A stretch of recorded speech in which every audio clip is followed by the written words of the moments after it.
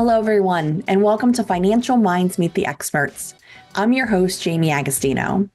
As you know, on this podcast, we're joined by financial industry experts to talk about topics, trends, and themes that credit union professionals need to know about. It's the holiday season, and sometimes it's difficult to navigate the DEIB, diversity, equity, inclusion, and belonging during this time of year. Therefore, I've asked Melanie Lambie, HR generalist with Vizo Financial, to join me to discuss DEIB at the holidays. Welcome, Melanie, and thank you for joining me today. Hello, thanks for having me. All right, so Melanie, for those that don't know you, would you mind sharing just a little bit about yourself? Sure. My name is Melanie Lambie. I am Senior HR Generalist here at Vizo Financial. I have worked in human resources for about 15 years. The last 5 of those have been with Vizo Financial. So I'm responsible for daily functions of HR, payroll, benefits and administration, leave of absences, a little bit of everything here. And I have several certifications, including PSCA's Certified Plan Sponsor Professional, HRCI's Professional in Human Resources, and Certified Professional from SHRM. And in May 2022, I completed the National Credit Union Foundation's Credit Union Developer Education Program. And the past 6 years, I have been working with the human resource professionals of Central Pennsylvania and have been a board member on several committees and a study group instructor. And then in 2024, the beginning here, I was given the opportunity to serve with a wonderful group of DEI champions. And I am so proud of the work that we've done.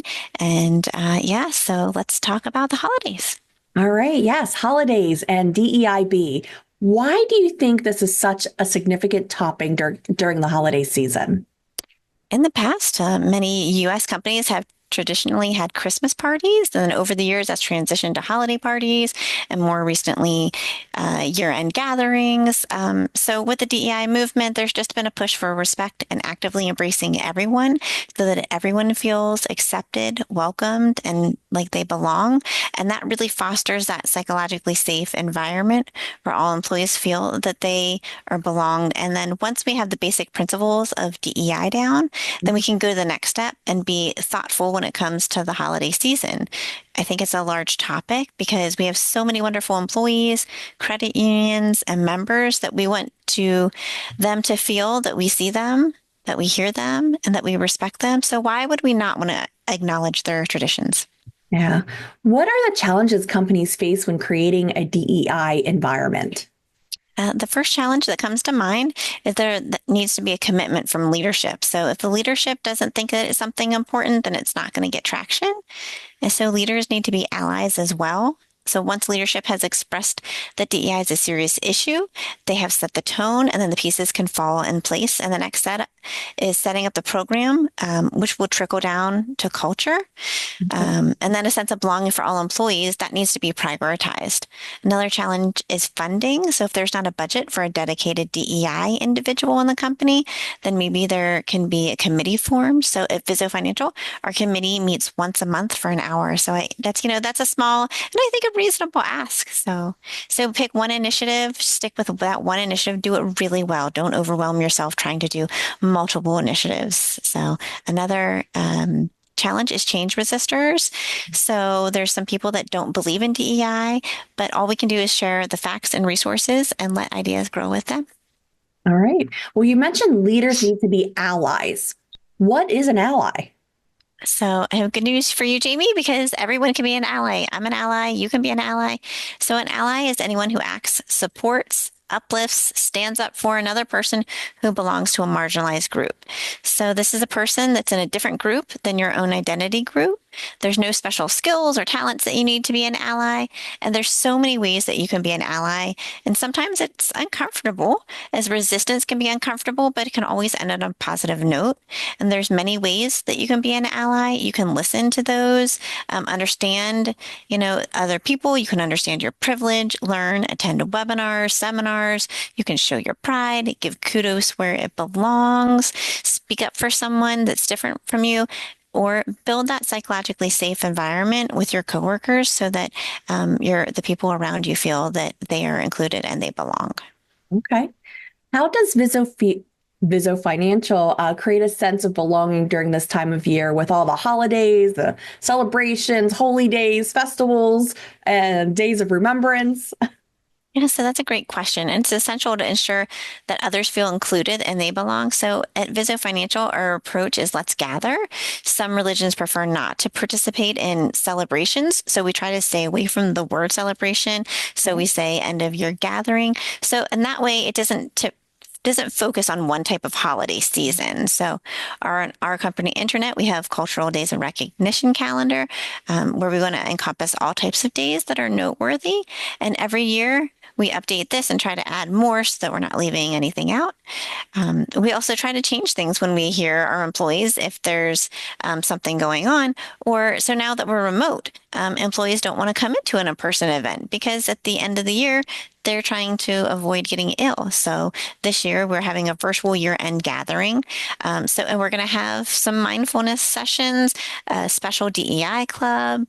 We're having an ugly seasonal sweater contest and a Zoom session where employees can share any traditions or anything that's special to them, and pets, because everybody always loves pets. It's a big hit. So HR, culture, and our leadership team work very hard throughout the year, just not just at the holidays, to make employees feel comfortable. So again, we want them to feel that they're included and valued and like they belong on the Vizo team. So we want them to love working here as much as we value them. All right. What steps has Vizo Financial taken, or what steps do you recommend a credit union consider when creating a DEIB culture during the holiday season? Okay. I'm not sure. Many of you may not have done this, but you can send out a voluntary survey to find out what holidays are important to your employees or your credit unions or your members. If you've not already done this, you can acknowledge and celebrate different celebrations. You can do informal research, asking people if they wouldn't mind sharing with you, what they do celebrate. It could be a one-page sign that you put up saying Happy Day Holidays, Happy Hanukkah, whatever is going on. Another thing you could do is floating holidays. Those can be popular because employees can take them whenever it relates to their beliefs.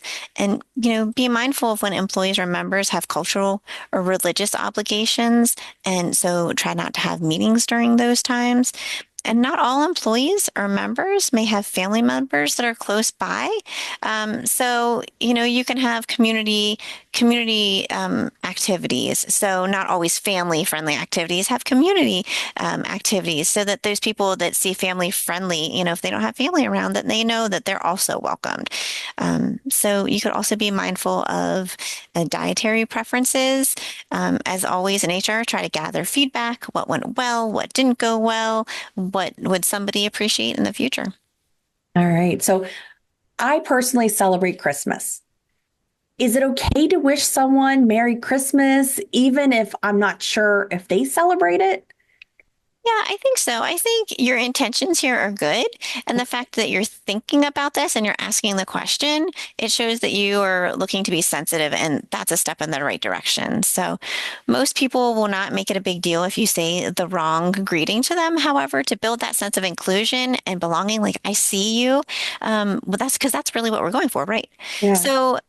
So people, for them to know that you see and you hear them, it would be generally better to use a general phrase like such as happy holidays, season greetings, wish you joy and peace. Sometimes, some things like that.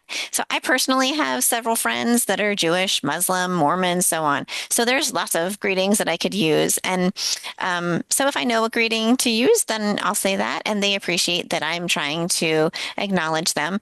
Otherwise, if I'm not sure, like I'm out Christmas shopping, because I celebrate Christmas all. I'm out holiday shopping, and I see somebody and I'm not really sure and I just want to say something to them, then I'll just say happy holidays because it's always like safer. And if you're not sure and you want to ask, it's a great way to start a conversation. Like, I'd love to wish you well. Is there a particular greeting that you would wish for me to use? So. All right. Well, that kind of leads me into my next question, because I have neighbors and they celebrate Hanukkah. And so may I wish them a happy Hanukkah, even though I don't? And then, the same is true. Like if I know somebody celebrates Kwanzaa and other holidays, or should I stick with the general happy holidays, season's greetings type messaging? Yeah, the same thing. If you know what they are celebrating, then that is always, great to do. So what's important here is that you're seeing the person and you're honoring them and what is meaningful to them and you're genuine. And if you're not sure, you feel uncomfortable, then stick to something that's neutral. Like I have a friend, and she lives in Canada. So I always put it on my calendar to call her for her Thanksgiving because that's a different day than Oh, us. And she always appreciates that I remember her day. yeah. So. All right.